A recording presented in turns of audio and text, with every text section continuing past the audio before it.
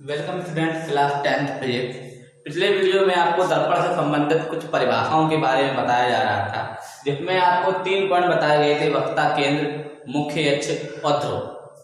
ध्रुव क्या था? दर्पण के बीचों बीच का वह बिंदु, दर्पण के बीचों बीच बिंदु दर्पण का ध्रुव कहलाता है। और वक्रता केंद्र, गोली दर्पण जिस खोखले गोले का केंद्र होता है उस गोले का केंद्र दर्पण का वक्रता केंद्र कहलाता है।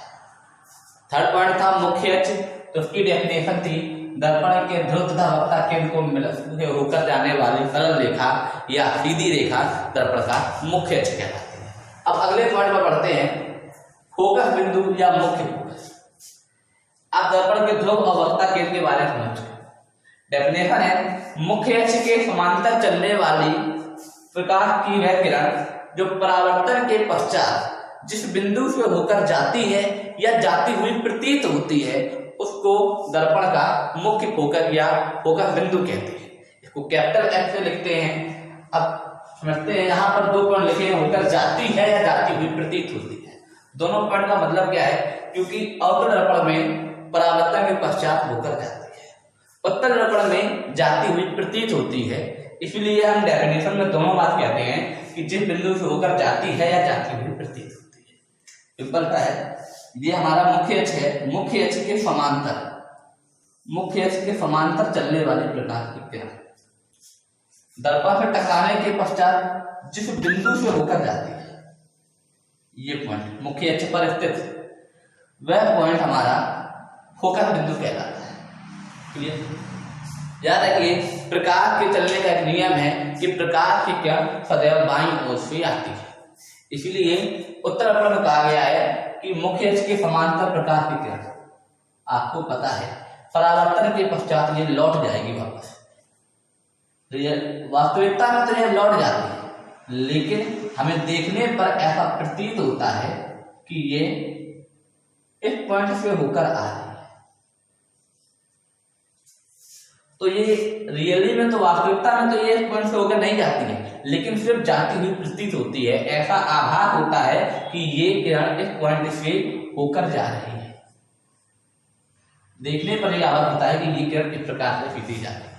इसलिए डेफिनेशन में कहा गया है। अब डेफिनेशन को फिगर में मिलाते हैं। मुख्य अक्ष के समांतर चलने वाले प्रकाश की किरण परावर्तन के पश्चात जिस बिंदु से होकर जाती है या होकर जाती हुई प्रतीत होती है वह दर्पण का मुख्य फोकस कहलाता है। इसको कैपिटल एफ से लिखते हैं। इसका एक फैक्ट और है, ये ध्रुव और वक्रता केंद्र के बीचों बीच स्थित होती है। कहने गए आपकी फोकस दूरी, बहुत ही आसान सी डेफिनेशन है। दर्पण के ध्रुव और फोकस के बीच की दूरी को दर्पण की फोकस दूरी कहते हैं। जब फिगर में आपको दिख रहा है, ये दर्पण का ध्रुव है और ये फोकस, यहां से लेके यहां तक की दूरी दर्पण की फोकस दूरी कहलाती है।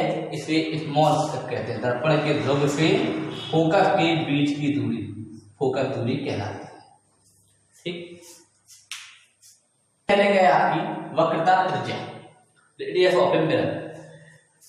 दर्पण के ध्रुव और वक्रता केंद्र के बीच की दूरी दर्पण की वक्रता त्रिज्या कहलाती है। इसे स्मॉल आर से प्रदर्शित करते हैं। सेम डेफिनेशन है, बस ध्रुव की जगह अब वक्रता केंद्र। दर्पण के ध्रुव और वक्रता केंद्र के बीच की दूरी दर्पण की वक्रता त्रिज्या कहलाती है। ठीक, इसकी डेफिनेशन हम वक्रता केंद्र की डेफिनेशन की ऐसे ही बना भी सकते हैं कि गोले दर्पण जब खोखले गोले का कटा हुआ भाग होता है तो गोले की त्रिज्या दर्पण की वक्रता त्रिज्या कहलाती है। या ये भी कह सकते हैं दर्पण के ध्रुव और वक्रता केंद्र के बीच की दूरी दर्पण की वक्रता त्रिज्या कहलाती है। इसे स्मॉल आर से प्रदर्शित करते हैं। ये टोटल 6 डेफिनेशन हो गई है, दर्पण से संबंधित थी। ये 6 सारी डेफिनेशन आप अच्छे से याद कीजिए, क्योंकि डेफिनेशन को समझना बहुत जरूरी है। तो एक बार ये सारी 6 रिपीट कर जाते हैं एक ही फिगर में।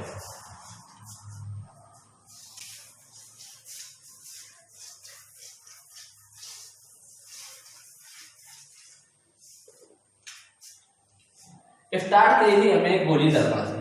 गोली दर्पण क्या होता है? गोली दर्पण कांच के खोखले गोले का एक कटा हुआ भाग होता है, जिसके एक साइड पर हम कलई कर देते हैं और एक साइड परावर्तक तल हो जाता है। अगर हमने उभरे हुए भाग पर कलाई करी है और भीतरी भाग हमारा परावर्तक तल है तो ये हमारा अवतल दर्पण कहलाता है। यदि हमने इसी कटे हुए भाग के भीतरी साइड पर कलाई करी है और ऊपरी वाला भाग परावर्तक तल है तो ये दर्पण हमारा उत्तल दर्पण कहलाता है।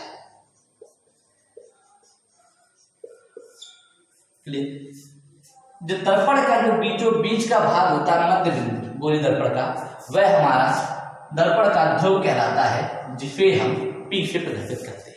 इस फिगर में सारी डेफिनेशन निहित है। अगर आप फिगर अच्छे समझते हैं तो डेफिनेशन आपको हमेशा याद रहेगी। तो दर्पण का मध्य बिंदु दर्पण का ध्रुव कहलाता है। ये आपको पता है गोली दर्पण एक खोखले गोले से बना हुआ है, तो गोले का केंद्र भी कहीं ना कहीं जरूर होगा, ये बीचों बीच होगा कहा जाए तो गोलीय दर्पण यानी कि ये गोली दर्पण ये है, ये दर्पण नहीं है, ये कांच का खोखला गोला है। तो गोलीय दर्पण जिस कांच के खोखले गोले का कटा हुआ भाग था उस गोले का केंद्र दर्पण का वक्रता केंद्र कहलाता है। इसे हम C से प्रदर्शित करते हैं। यहाँ उत्तल दर्पण में इस साइड, क्योंकि गोला हमारा किस साइड होगा, इस साइड होगा, तो केंद्र भी इस तरफ होगा जिस साइड हमारा गोला। थर्ड नंबर से हमारे मुख्य अक्ष, तो दर्पण के ध्रुव और वक्रता केंद्र पे होकर जाने वाली सीधी रेखा दर्पण का मुख्य अक्ष कहलाती है। ये था हमारा वक्रता केंद्र। क्लियर? यहाँ दर्पण के ध्रुव से वक्रता केंद्र पे होकर दर्पण ध्रुव तथा वक्रता केंद्र को से होकर जाने वाली सीधी रेखा दर्पण का मुख्य अक्ष कहलाती है।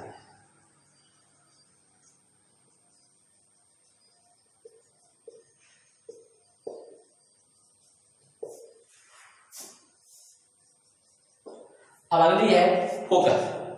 मुख्य अक्ष के समांतर चलने वाले प्रकाश की किरण, ये किरण बिल्कुल समांतर हो तब के लिए है। मुख्य अक्ष के समांतर चलने वाले प्रकाश की किरण परावर्तन के पश्चात जिस बिंदु से होकर जाती है, या ये कहें कि मुख्य अक्ष के समांतर चलने वाले प्रकाश की किरण सदैव आप बाईं ओर से ही लेकर आएंगे, कभी भी प्रकाश किरण इस ओर से नहीं आएगी। ये दर्पण में प्रकाश के परावर्तन का नियम है।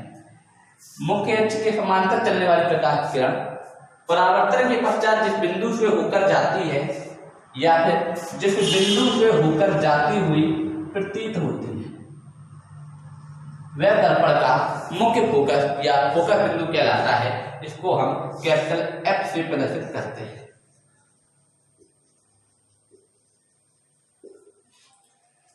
नंबर 4 हेडिंग हुई। नंबर 5 थी हमारी फोकस दूरी। दर्पण के ध्रुव और फोकस के बीच की दूरी दर्पण की फोकस दूरी कहलाती है। इसे हम स्मॉल f से प्रदर्शित करते हैं। दर्पण के ध्रुव और वक्रता केंद्र के बीच की दूरी दर्पण की वक्रता त्रिज्या कहलाती है। इसे हम स्मॉल r से लिखते हैं। ये 6 डेफिनेशन हुई। जो स्मॉल r होता है वो f का दोगुना होता है। एक संबंध ये भी है कि r बराबर 2 है। ये आपको आगे डेरिवेशन में बताया जाएगा। जो फोकस बिंदु होता है वो वक्रता केंद्र ध्रुव के बीचों बीच होता है, इसलिए जो वक्रता त्रिज्या होती है वो फोकस दूरी की दोगुनी होती है। इस सारी डेफिनेशन नोट कर लीजिए और अच्छे से लर्न कर जाए।